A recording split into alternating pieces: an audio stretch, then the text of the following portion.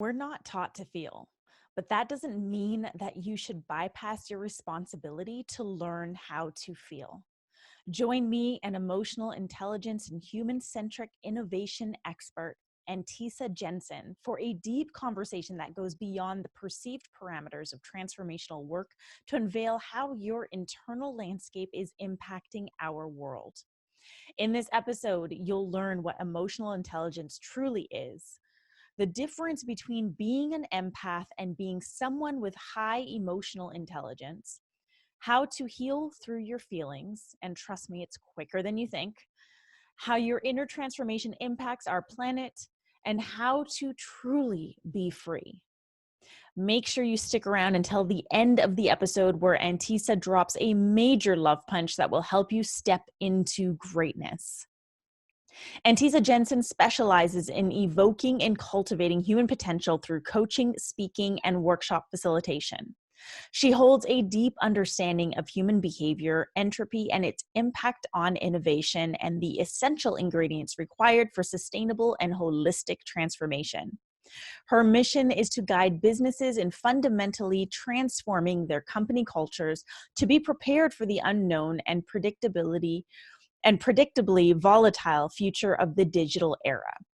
After a 12-year career in the financial industry, Antesa founded Adventure Awake, which serves to provide the motivated leaders and influencers she loves to guide with practical tools in uncovering their innate human potential in real time through real-life experiences. Today's episode is sponsored by my training, How to Conquer Your Bullshit with CPR. This training is built to help you step into the bravery needed to lead your purpose with conviction. If you're a purpose-driven leader and you're struggling to get your message out there, I highly encourage you to sign up for the free training at rubyfremon.com/CPR. Now it is time to dive into emotional intelligence with Antesa Jensen.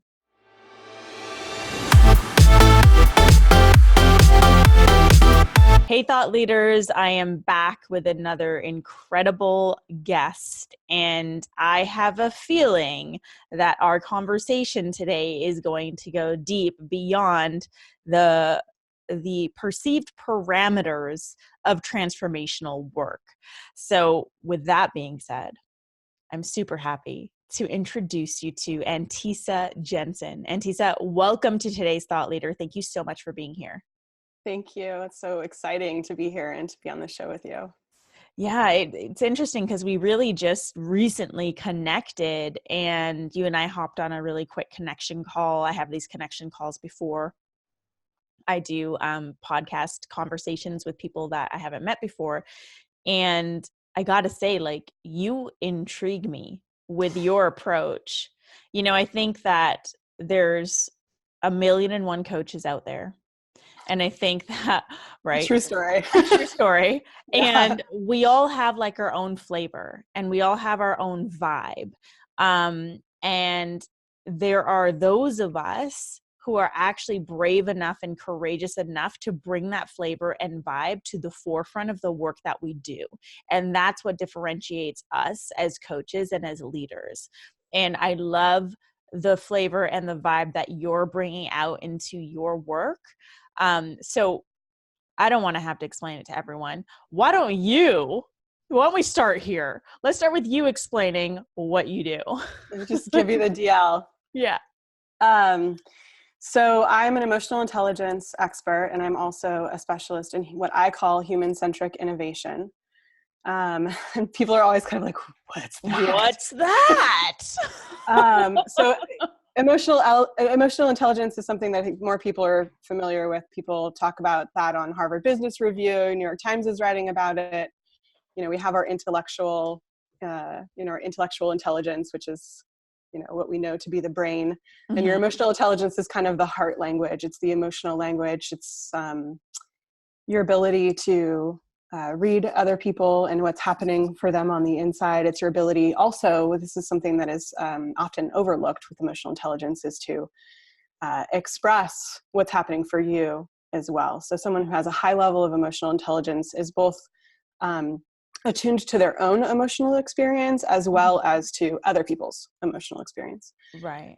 Sometimes also their physical experience, because they can be both. Right. So is that not the same as what people are as intuitive? It is, except for there's a whole slew, and this is going to probably resonate with a lot of people who listen to your shows. There's a whole slew of people who consider themselves empaths, who can feel what's happening with other people, are not necessarily great at expressing what's happening with them, or their whole experience of being intuitive and empathic is a very victimized experience. And so they're at the mercy of feeling so much. And high levels of emotional intelligence means there's a lot of healing that happens, and you can feel without being hooked into what's happening around you. So that's a really good differentiation. Yeah, it's being empathetic to what's happening around you, but it's not being governed by it. So you can be around people who are having emotional experiences, and you don't have to control it. Oh, I love that. That brings. So you can be empathic and be very not emotionally intelligent. Right. Actually, it's very possible, and that's actually probably the most common form of empathy that we see in the world right now, because there's a lot of very sensitive people roaming around who haven't done their healing work. Right. So that's where EQ comes in, as far as I'm concerned. Got it. And then, why is that work so important? Well, so this is the content of the call. So as far as I'm concerned, one of the reasons that I put such a focus on emotional intelligence specifically is that very few of us growing up are taught to feel. Right. We 1,000%. Yes. Right. Like we know how to, like, people are like, wait a second, I know how to feel. But my personal opinion, and this is based on hundreds of people that I work with, both privately in groups and corporations with children, is that people are very good at intellectualizing their emotional experience by being very attached to the story of what happened to them. But the actual pure emotion tends to get glossed over in that experience. And so we don't know how to purely experience anger. We know how to experience blame. We don't know how to experience anger. We know how to experience shame, but we don't know how to experience humility. And so for me, there's a huge difference between those things. And when we can actually dismantle the story from the emotional and physical sensation, healing happens, and it's profound and fast. Like an actual feeling lasts about 90 seconds. So if you're obsessing over something, chances are likely you haven't felt. You're fixated on the story, the victim story about it. Why this is important for me is that I consider myself a thought leader of humility, of the space between. So for me, everything is about space. The universe is 99.9% space. Right. And you can't feel space if you can't feel your own physical experience. And so it's the segue, if so to speak, of learning how to feel what's happening beyond you, to recognize our connection with ourselves, with other people, with the planet, which is what you and I talked about in our sort of intro call. Is if you can't register your own felt experience, how are you supposed to register someone else's? And if you can't register someone else's, you certainly can't experience sort of the broader scope of what it means to be a human. Right. And it's interesting because we have, and I'm sure you're seeing this too, because I'm seeing it, so many people rising to their call, like their call to lead, their call to fulfill their purpose.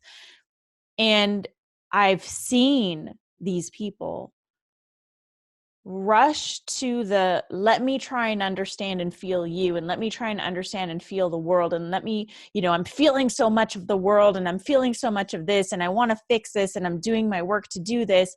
And yet at the same time, they're bypassing their own inner work. Because to be honest, that shit's really fucking tough. Like that's the tough shit.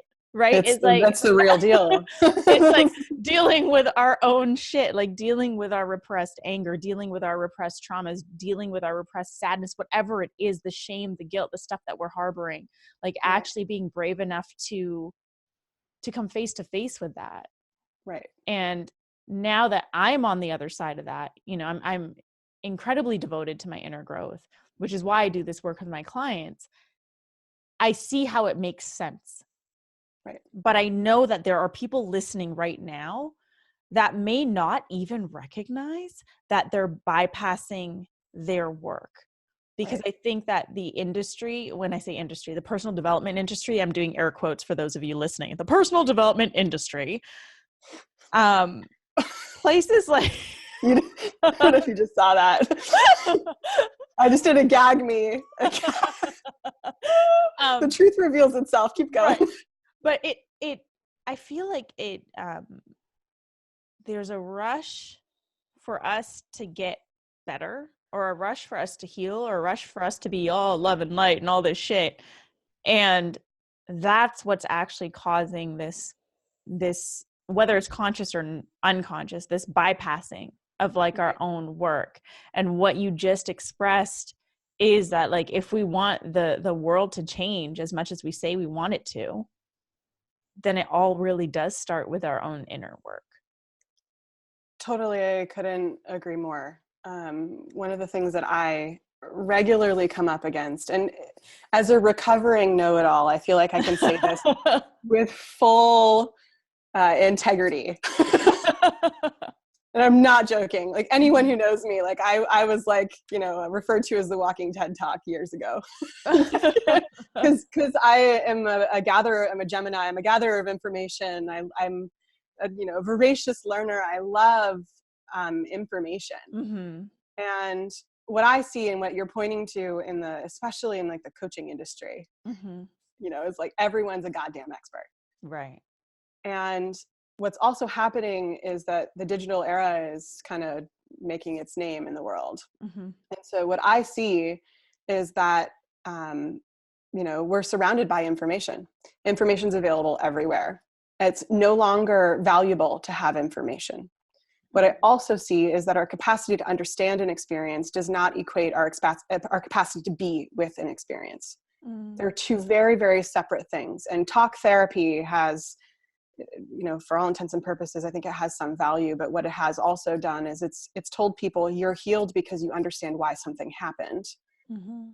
But learning how to control your environment and avoid triggers does not equal healing.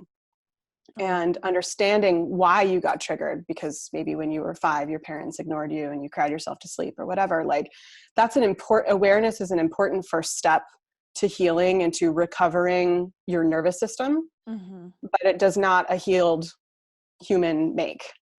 And what I see is really, really important is that, if we're not careful as individual human beings, is that we're very easily swept away by the swiftness with which we are being introduced to new, endless supplies of information, somehow being deluded into the fact that that is where the value is. And so then we say, I need to have information too. I need to also be an expert in order to keep up with that.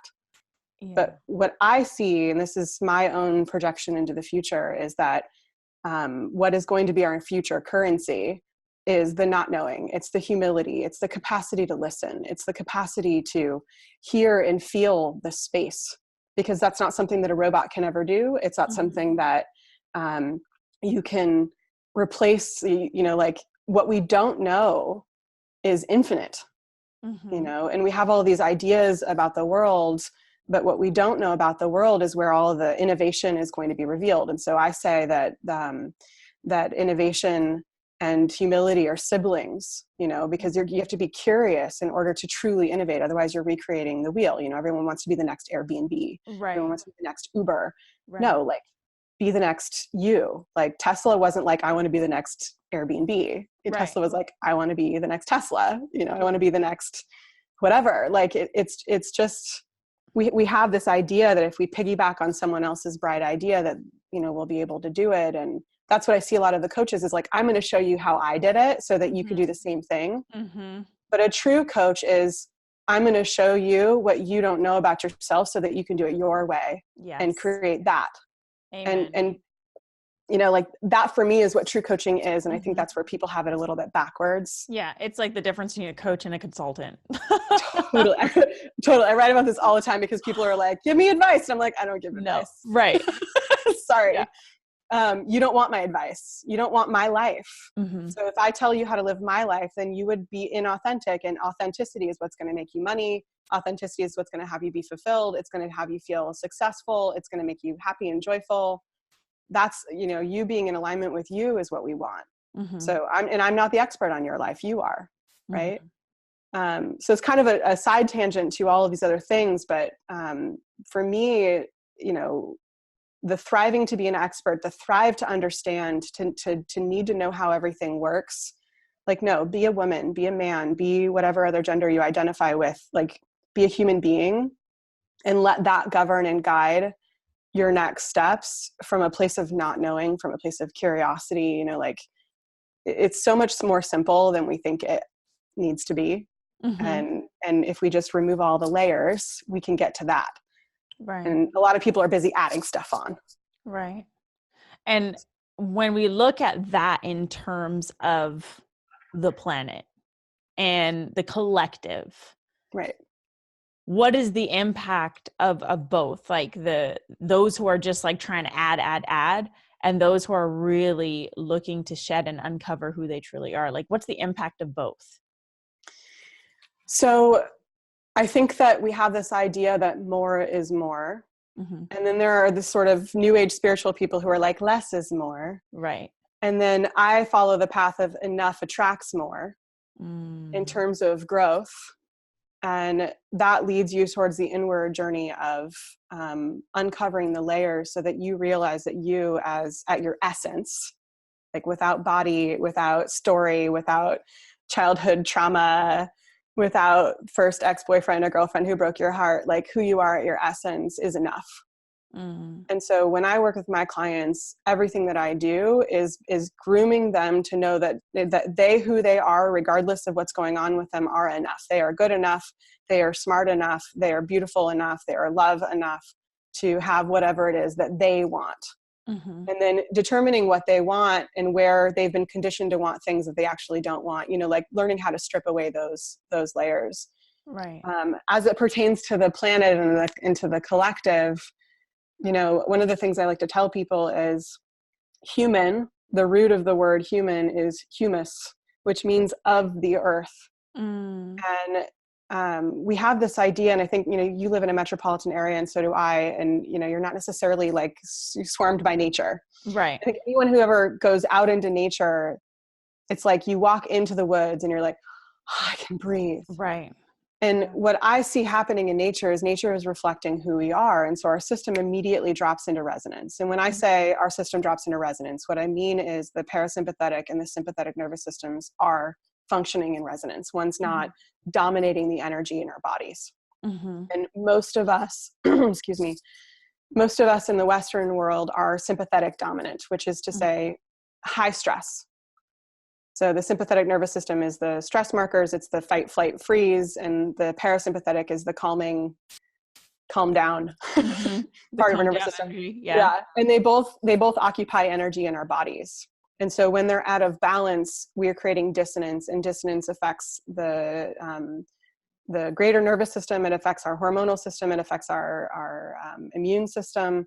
It creates illness, truly. Like, you probably have talked to many people who had their big awakening moment because they got sick. That's a really, really common eye-opening experience for people. Is like all of a sudden they start having health problems, and then they start paying attention because their body is like, hold on a second, you need to slow down. Yeah. Or they get in an accident because they're projecting a lot of nervous, dissonant energy out into the world, and the world will reflect that back.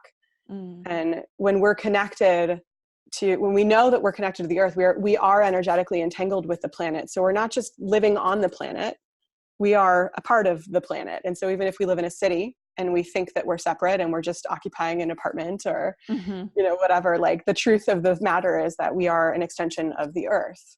And so look at how many people are suffering from sickness, from stress, from illness in the world right now. For me, it's no wonder that the world is overheating. It's just not shocking to me at all. And so the opposite is also true. If we start to do the work to heal ourselves, that could be the new technology we're looking for to cool the system down in the earth as well.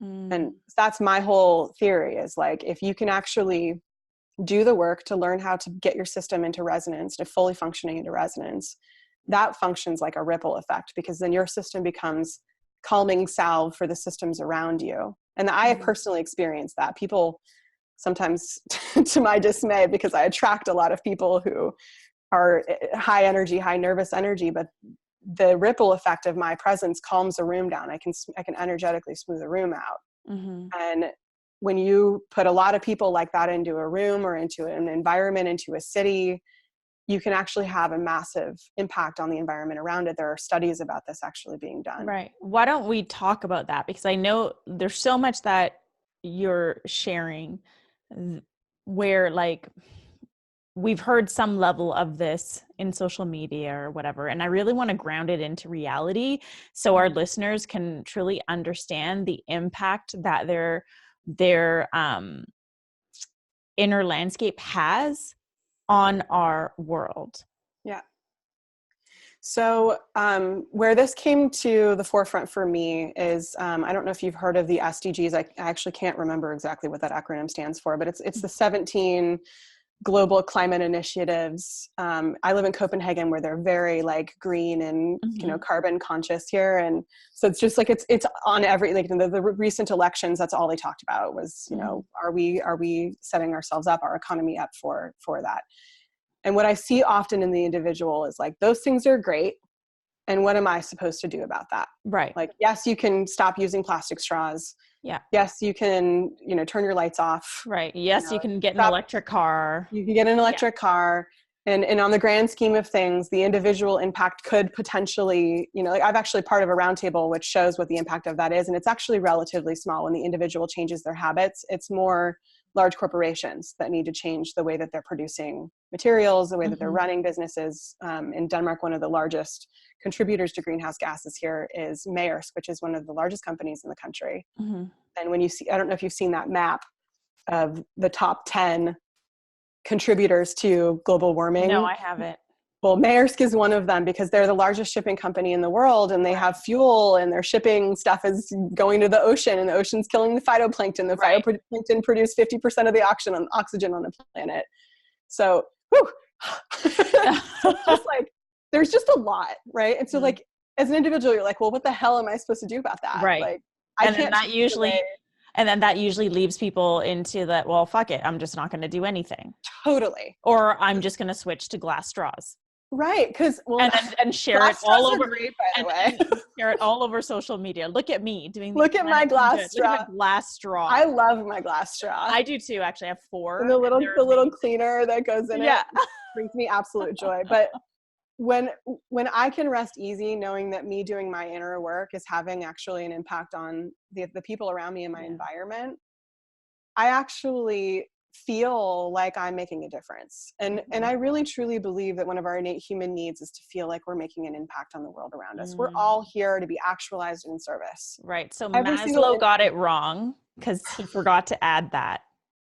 Well, that's actualization at the top, right? True. Yeah, that is true. So I love talking about Maslow's hierarchy of needs too, because a lot of people who are really spiritually evolved think that being spiritually evolved is having no needs, and actually it's having very refined needs. Right. And I'm like, listen, like, I use Beyonce as an example because it's totally relatable, but like, if you see her Lemonade album, that woman has done her inner work. Yeah. And she has like a team of 30 people taking care of her. Yeah, it's crazy. Like, I think that with the whole needs situation, first of all, listeners, it's okay to have needs.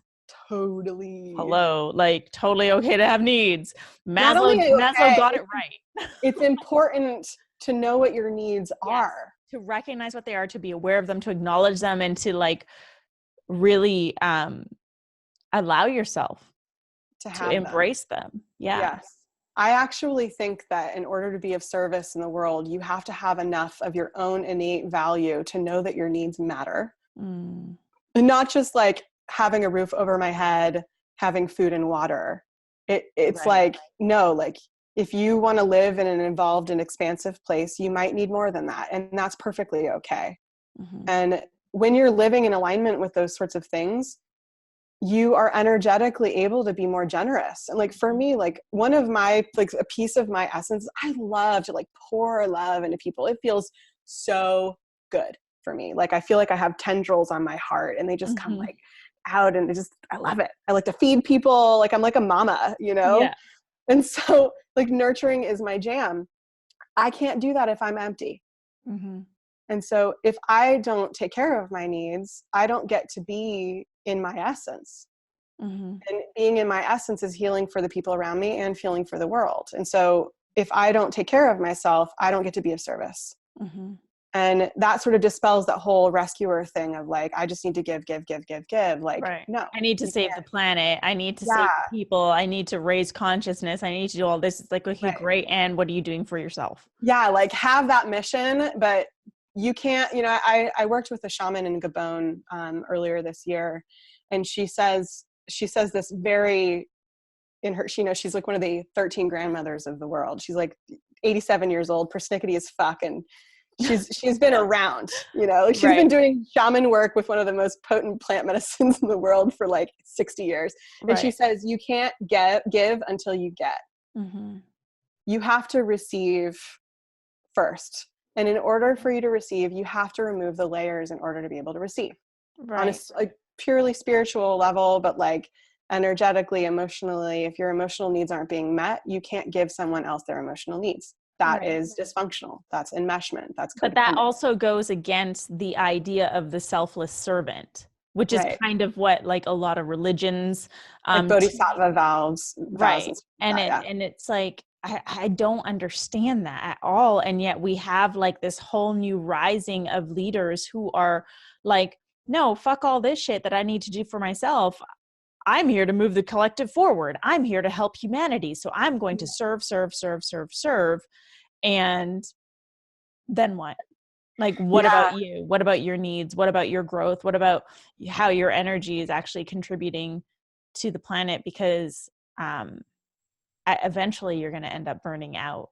Eventually you're going to end up It's totally folding. true. And I think that Yeah. you see that a lot. And Yes. personally, I take a high level of responsibility and being an embodied example Mm-hmm. of what it looks like to have boundaries, what it looks like to take care of myself, so that people can see like what personal responsibility looks like, because you can't learn those things through reading about them. You have Mm-hmm. to experience them. You have to experience compassion. Mm-hmm. And my ability to do all of those things comes from me very painstakingly and very difficultly, and difficulty is not really a word.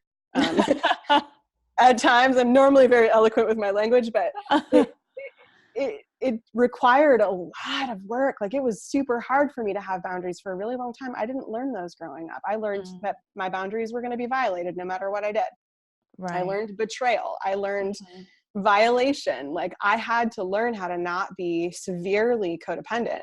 Mm-hmm. And I still am a very, very sensitive, like, I'm, you know, highly sensitive person. Ain't got shit on me. Like, I feel everything. I Mm-hmm. can hear people's thoughts, you know? And so if I didn't learn how to deal with those gifts, Mm-hmm. they end up being a source of manipulation and control. Mm. You're not free if that's the way you're governed in your life. And everyone wants to feel free.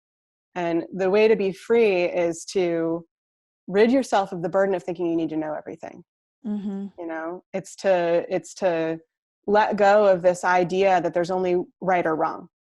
For Mm-hmm. example, you know, like, there is no right or wrong. Right or wrong is dysfunction. Mm. You know, there's obviously integrity and there's truth, but like, there's this idea that, you know, there are wrong people and there are right people, and I want to be on the right Mm-hmm. side. Right. Mm-hmm. And those things keep us shackled. Yeah. And we all want to feel free. We all want to feel freedom of movement. We associate certain lifestyles with that. Like, everyone wants to be a nomad now. Right. Like, you can still be shackled even if you're living in Bali eating papaya for breakfast every Yeah. day. And in fact, most people are. Yes. In fact, most people are. And Mm-hmm. freedom, you know, like, Nelson Mandela was free. Mm-hmm. He was in prison and he was And he free. was free. Mm-hmm. You know, like, that's what we really we can aspire to. And I think that people are looking for the get rich quick shortcut, whatever. And there are no shortcuts for that. Yeah. Like you can be gifted. Like I was born with a high level of sensitivity and intuition. Some of it was even more developed because I grew up in a dysfunctional environment where I needed to be aware of everything at all times. Mm-hmm. But I didn't get to make use of those gifts until I started to heal. I didn't get to actually, like, now they are my power source and my fuel source when I work with my clients, because they feel seen and heard by me no matter Right. what. But I couldn't use those even in my early days as a coach because I was still healing.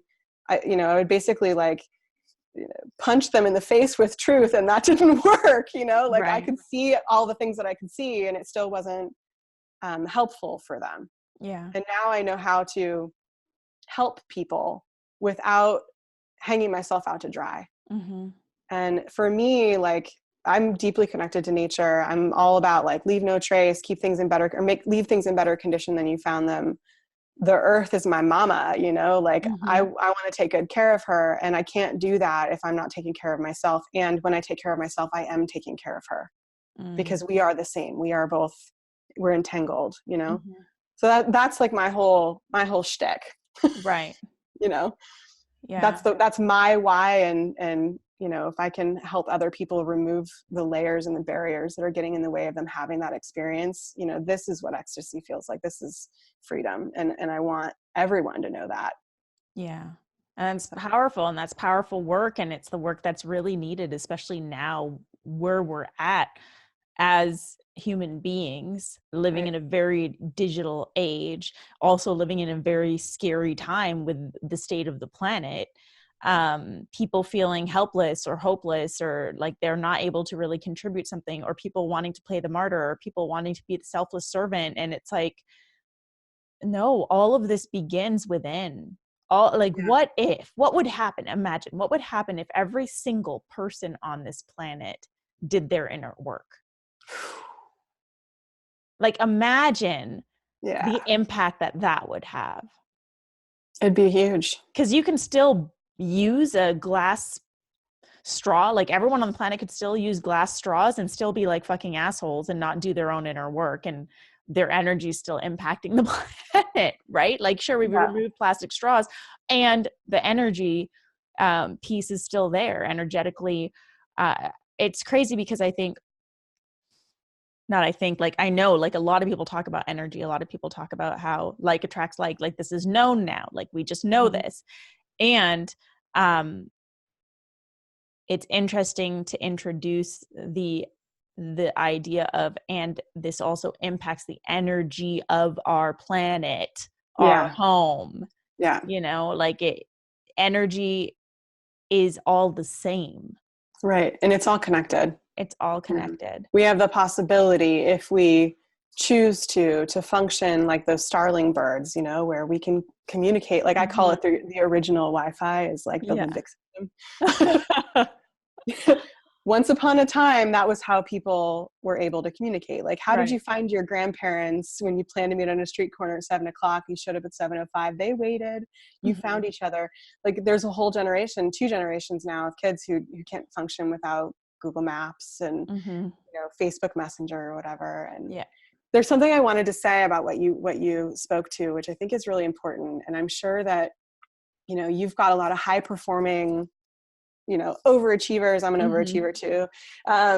Listening to this podcast being like, yeah, and I know a lot of people who don't want to change. Right. And the reality is, when you're really breaking it down scientifically to the nervous system, there are people whose dissonance between the parasympathetic and nervous system, parasympathetic and sympathetic nervous systems is so great that in order to go through a traditional standard transformational process of starting to look at your own material is actually too stressful. There isn't enough energy store in order for them to do it. And so that's when you have like your parents who just don't get it and they don't want to, and they're not interested. Like, I know so many people who have that dynamic with their parents.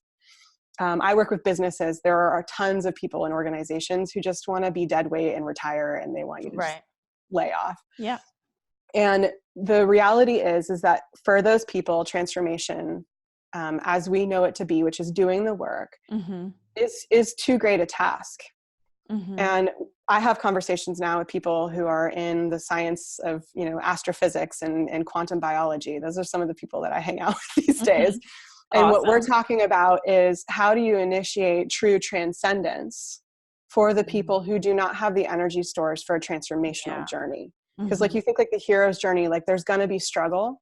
Right. And there are some people who just don't have the capacity Right. for struggle. Yeah. They literally don't have the space in their body for it. It will break them down too much and they won't ever recover.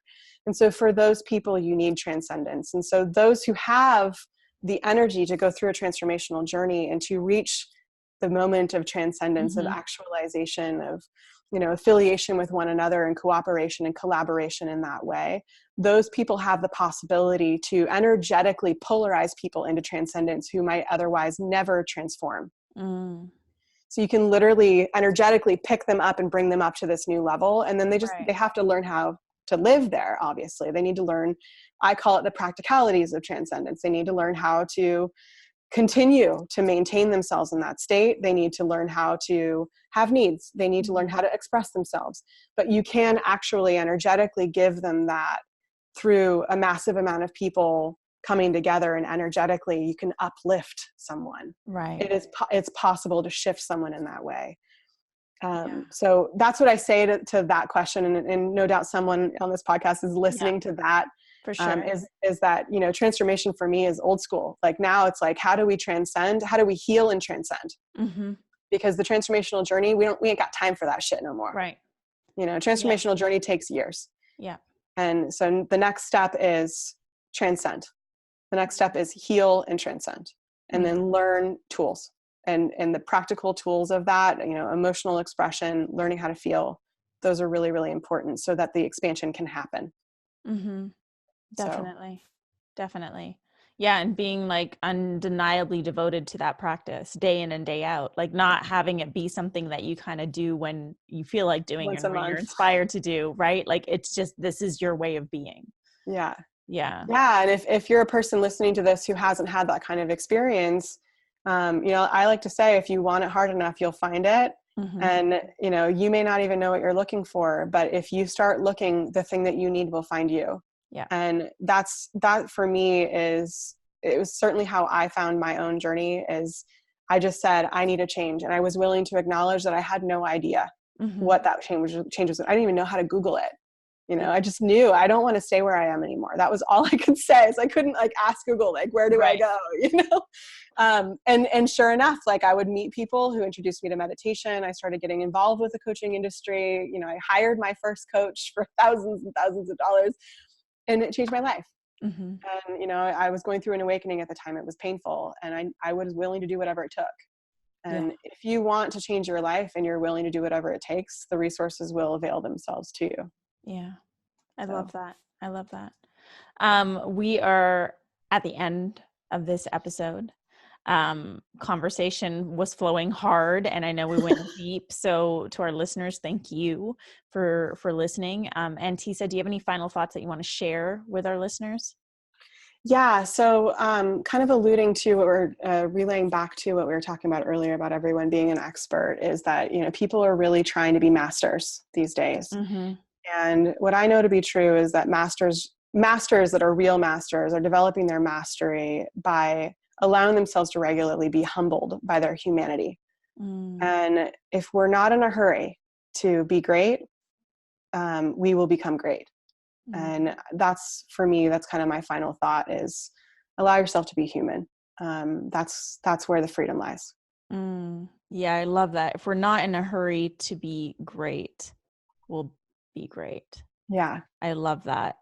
Antesa, thank you so much for It's my pleasure. Here on today's Thought Leader. I'm going to have all your links in the show notes, but why don't you just verbally tell our audience how they can track you down, how they can stalk you online? Where do you like to hang out? I'm on all the social medias. I am also the only Antesa Jensen, to my knowledge, on the planet. So if you Google me, you find all the things, but I'm on Facebook, LinkedIn, Instagram. Are there more social medias than that? No, yeah, that's all. I think. Awesome. And she also has a freebie. We love freebies. Mm-hmm. A worksheet that can be a powerful tool for you. So I'll have that link in the show notes as well. Antesa, thank you so much for bringing It's my your pleasure. wisdom, for Thank you for sharing your having me. presence. I really, really appreciate you. And I know that this conversation is going to really shift people's perspectives on their own inner growth and healing work. So thank Amazing. you. Thank you. Thanks for Uh, having me. of course. And to our audience, thank you so much for joining us on this edition of today's Thought Leader, where we are challenging you to rise up, speak up, and create a movement. If you dig this conversation between me and Antesa, please share it with a friend. And don't forget to download a few episodes and drop a rating and hit subscribe. So if you have any questions about our conversation today, we would love to hear from you. So hit us up on social media and ask your questions. Let us know that you listened to this episode. Let us know what your biggest insights and takeaways were. We would love to hear from you. And I will see you back here on Thursday for a fresh new episode of today's Thought Leader.